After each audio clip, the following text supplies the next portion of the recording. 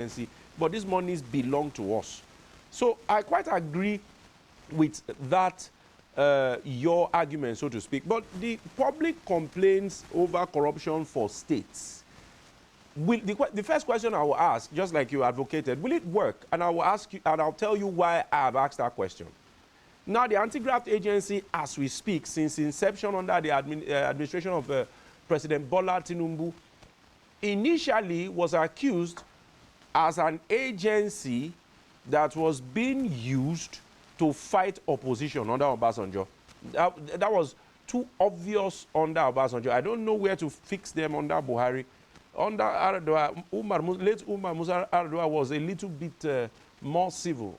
Under Goodluck, the same criticisms were given. So at the federal level, if the EFCC is accused of being an agency that is at the whims and caprices of the paymaster, which is the president or the presidency, as it were, do you think state agencies will not only, do you think state agencies won't swing the same way?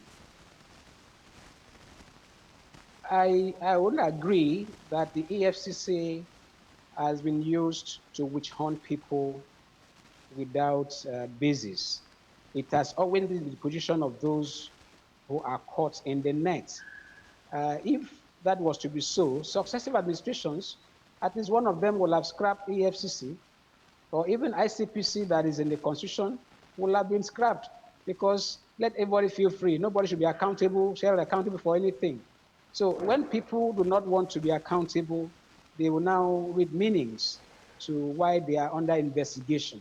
And when you also discover that those who were even under investigation, as soon as they switch camp to maybe the opposition, along the line of an opposition comes into power, all the offenses that have been forgiven. Trailed that person are dropped. Exactly. There's a governor who EFCC retrieved about, I think, 40-something houses and a couple of billions along with the name of that person. By the time the person moved to the party that was in opposition, who now came to power, all the houses were returned. And the person was even given a ministerial appointment. So who is fooling who? Institutions must be strong.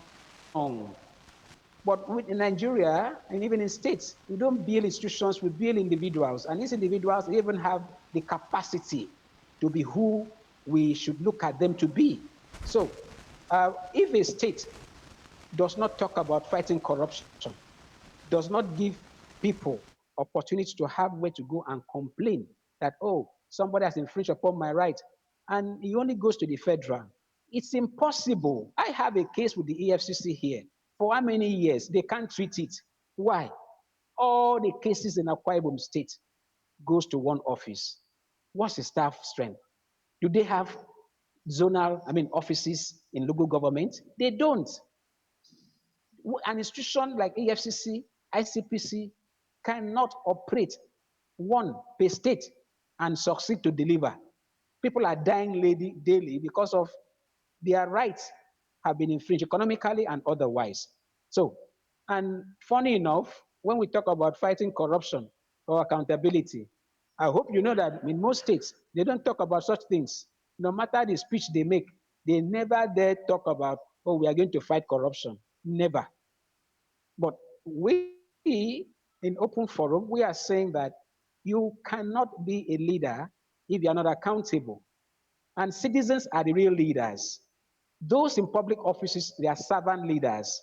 So we that are speaking for citizens, we are demanding that Akwa Ibom State government, just like Kano State has an anti-corruption and public complaint and anti-corruption commission. And even the immediate past governor, Ganduje, who's the national chairman of the APC, has a case with that body. It didn't start when he left government. Remember the Gandola episode that trended, the Babariga Bullion Van stuff that was online. So every state needs it. It should be as a law that must be domesticated. In fact, where possible, the amended EFCC Act should stipulate that states should set up their own anti-graft agencies. There's no excuse that, oh, a sitting government will use it to witch hunt anybody. Anybody that is fit to be witch hunted because of fraudulent activities, so be it. We cannot continue the way we are and believe that we will ever leave these woods. We are at the precipice. You must know that, I'm sorry, let me just say must.